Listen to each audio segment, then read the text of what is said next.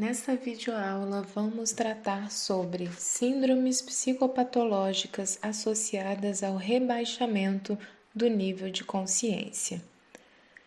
Deste modo, vamos iniciar falando o que é delírium. Delírium é o termo atual mais utilizado para a maior parte das síndromes confusionais agudas.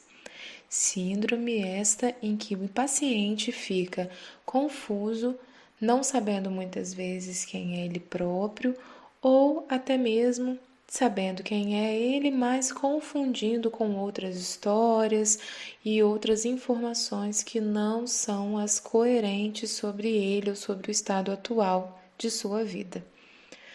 O delírio diz respeito, portanto, aos vários quadros com rebaixamento leve a moderado do nível de consciência, acompanhados de desorientação temporoespacial, dificuldade de concentração, perplexidade, ansiedade em graus variáveis, agitação ou lentificação psicomotora, um discurso ilógico e confuso e ilusões ou alucinações quase sempre visuais.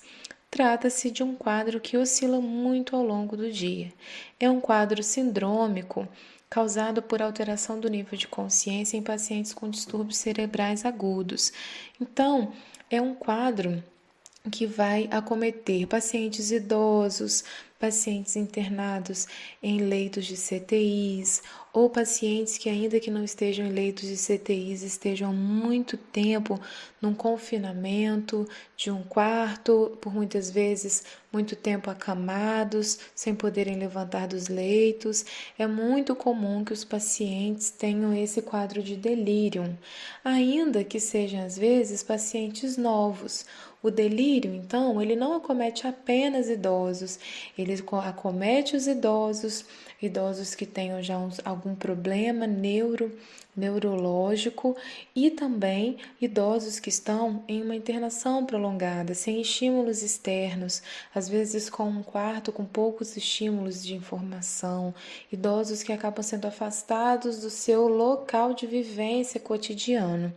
Assim também pode acometer pessoas mais novas, pessoas jovens que estejam em situação de internação comumente, e que às vezes estão totalmente afastadas, muito tempo afastadas do convívio familiar, do convívio dos estímulos, daquilo que é próprio da vida do paciente e com muito uso de medicação, sem contar quadros também infecciosos agudos, Então, esses pacientes que têm algum tipo de distúrbio ali cerebral, que acometam distúrbios cerebrais. Vamos falar também do estado onírico. O estado onírico é uma alteração da consciência, na qual, paralelamente à turvação da consciência, a qual nós já conhecemos, o indivíduo ele entra num estado semelhante a um sonho muito vívido. Em geral, predomina a atividade alucinatória visual intensa, com caráter cênico e fantasmático. Fantástico mesmo. O indivíduo vê cenas complexas, ricas em detalhes, às vezes terríficas, com lutas, matanças, fogo, assaltos, sangue, etc. Há carga emocional marcante na experiência onírica, como angústia, terror ou pavor. O doente manifesta esse estado onírico angustioso gritando, movimentando-se, debatendo-se na cama e apresentando às vezes sudorese profunda. Há geralmente também amnésia consecutiva ao período em que o doente permaneceu nesse estado onírico. Tal estado ocorre devido a psicoses tóxicas, síndromes de abstinência e a quadros febris tóxico-infecciosos. Isso quer dizer que o estado onírico ele é um estado que ele está mais profundamente do que o estado mesmo da turvação. Nesse estado, o paciente ele começa a ter essas características de visualizações como se fossem filmes, sonhos verdadeiros, em que ele pode estar reagindo muito, reagindo às lutas, reagindo a questões que possam estar acontecendo com ele nessas visões. E aí ele vai reagir sempre com pavor, com terror. né? Esse paciente, então, é aquele paciente que muitas vezes ele vai estar acamado numa cama de hospital e ele vai começar dizendo que ele está vendo alguma coisa e que as pessoas estão vindo pegá-lo, que as pessoas já abriram a porta e que já chegaram, e ele vai descrever toda uma situação que não existe lá naquele quarto de hospital, naquela ala de hospital, mas ele está vivenciando isso porque ele está no estado onírico. Esse estado ele é muito confundido mesmo com o estado de delírio. Vocês vão ver que muitos profissionais da saúde vão usar esse estado onírico, vai usar todas as características, né, desse estado onírico, nomeando ele como delírio. Eles são bem parecidos mesmo, mas o delírio ele vai ter algo que vai fazer com que tenha uma lentificação psicomotora, um discurso também ilógico e confuso, né, com alucinações também.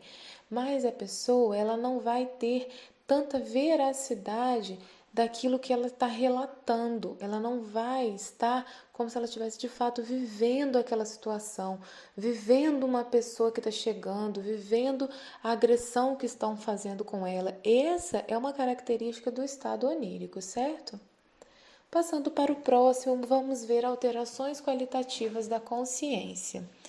De modo geral, há quase sempre nas alterações qualitativas da consciência algum grau de rebaixamento, mesmo que seja mínimo do nível de consciência.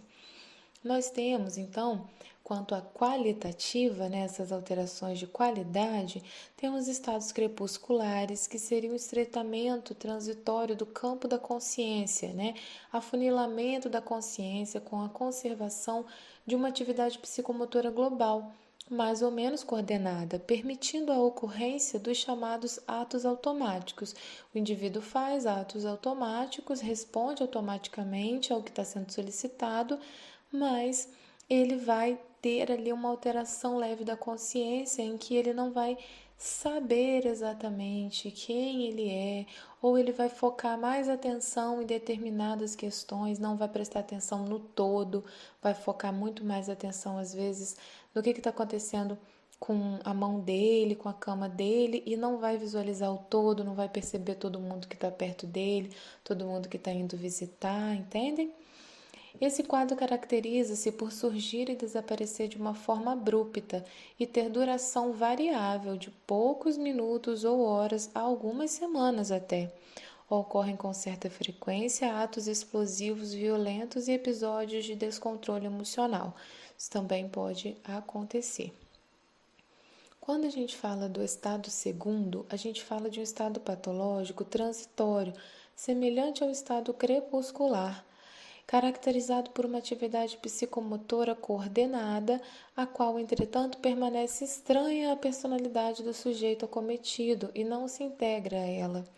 Em geral, atribui-se ao estado segundo uma natureza mais psicogenética, sendo produzido por fatores emocionais, como choques emocionais intensos, situações intensas que a pessoa pode ter vivido, que acaba fazendo com que ela tenha ali algum tipo de atividade motora, mas que mesmo assim ela se sinta estranha a tudo que está acontecendo. Os atos cometidos durante o estado segundo são geralmente incongruentes, extravagantes, em contradição com a educação, as opiniões ou a conduta habitual do sujeito acometido. Quase nunca são realmente graves ou perigosos, como no caso dos estados crepusculares. Esse estado segundo é muito caracterizado com, por exemplo, pacientes que podem estar acamados e de repente começam a dizer, sem nenhuma necessidade, sem nenhuma solicitação, dizer que precisam retirar a roupa. E aí eles insistem que tem que retirar a roupa porque mandaram e sem que ninguém tenha pedido isso. Ou seja, eles mantêm uma certa mobilidade, possibilidade de se mover, mas eles começam a fazer alguma coisa de um comando que não é da característica deles e que nem aconteceu. E aí eles ficam